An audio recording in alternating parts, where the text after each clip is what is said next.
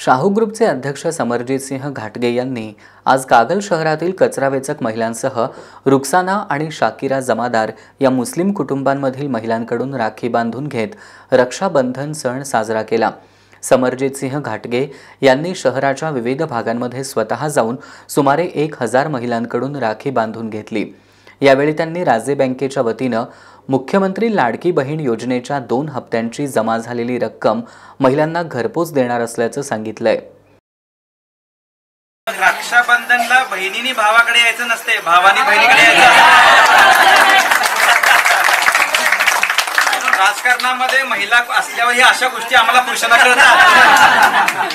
तेव्हा मी निर्णय घेतला की बहिणीने भावाकडे यायचं, भावच बहिणीकडे आला पाहिजे।